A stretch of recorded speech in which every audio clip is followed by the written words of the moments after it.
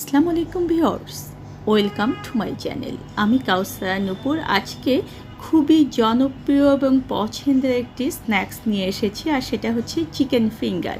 ছোট বড় সবাই কিন্তু এটা খুবই পছন্দ করে, আর এটা বানাতে খুবই অল্প কিছু ইনগ্রিডিয়েন্টস লাগে আর খুব ঝটপট এটা তৈরি করা যায়। রেস্টুরেন্টের টেস্ট এবং লুক কীভাবে ঘরে নিয়ে আসতে হয় পুরো পারফেক্ট রেসিপিটি আজকে দেওয়ার চেষ্টা করেছি। আর যারা এটা ফলো করে তৈরি করবেন তারা দেখবেন যে আপনাদের চিকেন ফিঙ্গারগুলোও কিন্তু একেবারে রেস্টুরেন্টের লুক এবং রেস্টুরেন্টের টেস্টেই হবে।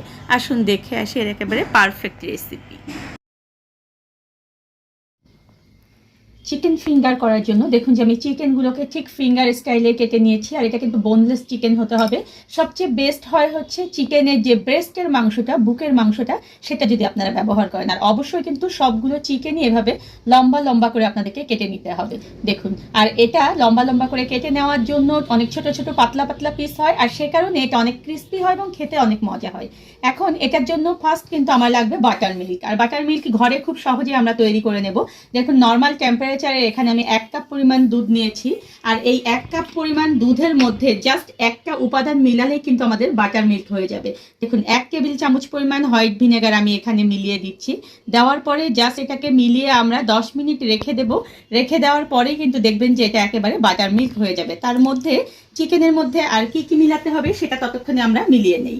এখন আমি এই চিকেনের মধ্যে ফার্স্ট দিয়ে দেব হচ্ছে 1 টেবিল চামচ পরিমাণ সয়া সস। সয়া সস যখন দেওয়া হয় কোনো খাবারে, তখন খাবারের টেস্ট যেমন বেড়ে যায়, তেমনি কিন্তু এই খাবারটাকে ক্রিস্পি হতে এবং এই খাবারটাকে সিদ্ধ হতে সহায়তা করে। 1 চা চামচ পরিমাণ আদা বাটা দিয়ে দিচ্ছি আমি এখানে 1 চা চামচ পরিমাণ রসুন বাটা দিয়ে দিচ্ছি। আমি এখানে স্বাদ মতো লবণ দিচ্ছি, 1/2 চা চামচের একটু বেশি পরিমাণে দিয়ে দিলাম। আপনারা কিন্তু সবাই আপনাদের টেস্ট অনুযায়ী ব্যবহার করবেন। আমি এখানে 1 চা চামচ পরিমাণ কালো গোলমরিচের গুঁড়ো ব্যবহার করলাম। চাইলে আপনারা সাদা গোলমরিচের গুঁড়োটাও কিন্তু এখানে ব্যবহার করতে পারবেন। আর এখানে আমি 1 চা চামচ পরিমাণ দিয়ে দিলাম শুকনো মরিচের গুঁড়ো। দেখেছেন, এটা কিন্তু আমার একেবারে দেওয়া শেষ হয়ে গিয়েছে। এখন এই যে বাটার মিল্কটা দেখাচ্ছি আমি, দেখুন নেড়ে চেড়ে, এই বাটার মিল্কটা দেখুন যে এরকম একটু দানাদার, একটু দেখুন ঠিক এরকম হবে। এখন এটাকে আমরা আমাদের যে চিকেনটা এখানে সব মশলা দিয়ে রেখেছি তার মধ্যে দিয়ে দিচ্ছি। দিয়ে ভালো মতো চিকেনটাকে একদম পুরোটা সব কিছু দিয়ে আমরা মেখে নেব। আর এটাকে মেখে আমরা এটাকে রেখে দেব ঠিক 1 ঘন্টা ম্যারিনেট করে রাখার জন্য। কারণ হচ্ছে এই যে 1 ঘন্টার মধ্যে সব মশলা দিলাম, এতে করে পুরো মশলাটা চিকেনের মধ্যে ঢুকে যাবে। আর এই যে বাটার মিল্ক দিয়েছি, এই বাটার মিল্কের কারণে এটা অনেকটা ক্রিস্পি হবে। কারো যদি হাতে সময় কম থাকে তাহলে অবশ্যই কিন্তু কমপক্ষে 30 মিনিট এটাকে ম্যারিনেট করে রেখে দিতে হবে। 1 ঘন্টা হয়ে গিয়েছে, আমাদের কিন্তু খুব সুন্দরভাবে ম্যারিনেট হয়েছে। আপনারা যদি এটা বেশি সময় রাখতে পারেন তাহলে কিন্তু আরও বেশি সুন্দর হবে।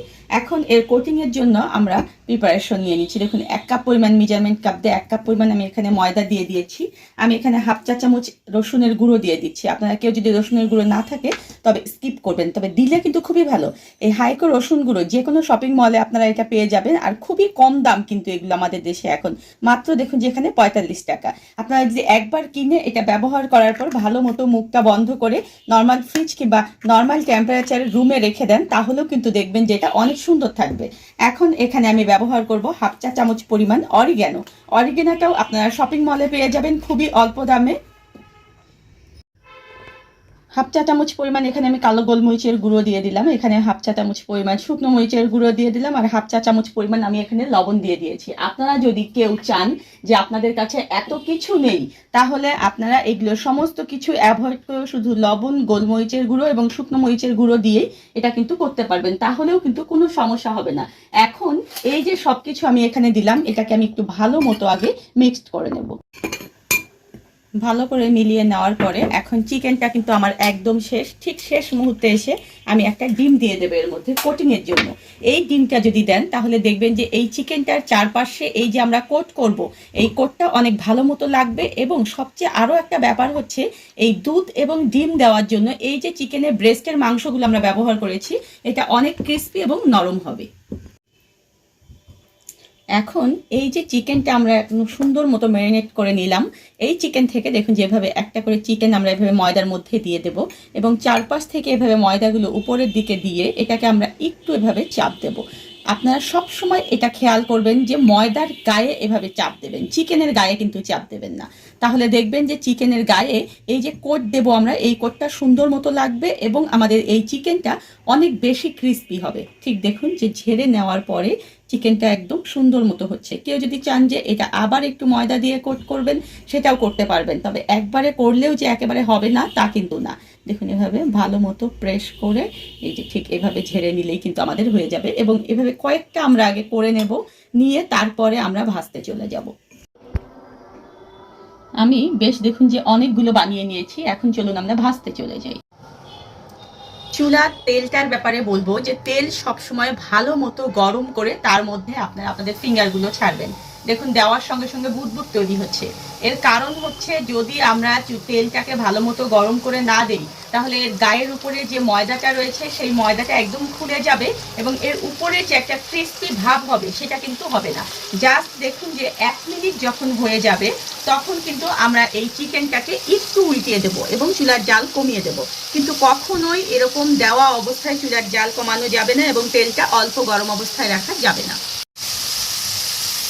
1 মিনিট পরে দেখুন যেগুলোকে আমরা একটু উল্টিয়ে দেবো, আর ঠিক দেখুন যে এই অবস্থায় কিন্তু অনেকটা শক্ত হয়ে গিয়েছে। এখন আমরা কেমন তাপমাত্রায় এটা ভাজবো? আমরা মিডিয়াম লো তাপমাত্রায় এটাকে ভাজবো, একেবারে কিন্তু এটা আমরা কম তাপমাত্রায় ভাজবো না। তার কারণ যদি কম তাপমাত্রায় ভাজা হয় তাহলে এটার ভিতরে যে চিকেনটা রয়েছে সেই চিকেনটা জুইসি থাকবে না, অনেকটা হার্ড হয়ে যাবে। তাই এই অবস্থায় চুলার জালটাকে আমরা মিডিয়াম লো করে দেব এবং আমরা 8 থেকে 10 মিনিটের বেশি এটাকে ভাজবো না। ঠিক যখন দেখবেন যে সুন্দর একটা গোল্ডেন ব্রাউন কালার চলে এসেছে, তখন আমরা কিন্তু এটাকে তুলে নেব এবং আমরা যে কোনো সসের সঙ্গে এটা পরিবেশন করব। দেখুন আমার একেবারে হয়ে গেল ক্রিস্পি ক্রিস্পি চিকেন ফিঙ্গার। আর আমি দেখুন যে টমেটো হট সস দিয়ে এটা পরিবেশন করেছি। আর এটা কিন্তু খেতে বিকেলের নাস্তা হিসেবে অসম্ভব মজাদার। কেউ যদি এটা ফ্রোজেন করতে চান, তাহলে যখন এটা একটু শক্ত হয়ে যাবে ভাজার সময় উপরের অংশটা, তখন সেই অবস্থায় এটাকে নর্মাল ফ্রিজে কিংবা ডিপ ফ্রিজে আপনারা 3 থেকে 4 দিন পর্যন্ত এই একটা এক বক্সে ফ্রোজেন করে রাখতে পারবেন। আবার যখন প্রয়োজন তখনই গরম তেলে দিয়ে আপনারা ভেজে নিতে পারবেন। আর ঠিক এই অবস্থায় আপনারা কিন্তু যে কোনো সময় যে কোনো কিছুতে পরিবেশন করতে পারবেন। ধন্যবাদ সবাইকে আমার সঙ্গে থাকার জন্য। আর আমার পরবর্তীতে আরও নতুন কোনো ভিডিও পেতে হলে প্লিজ আমার চ্যানেলটা সাবস্ক্রাইব করে পাশেই থাকবেন।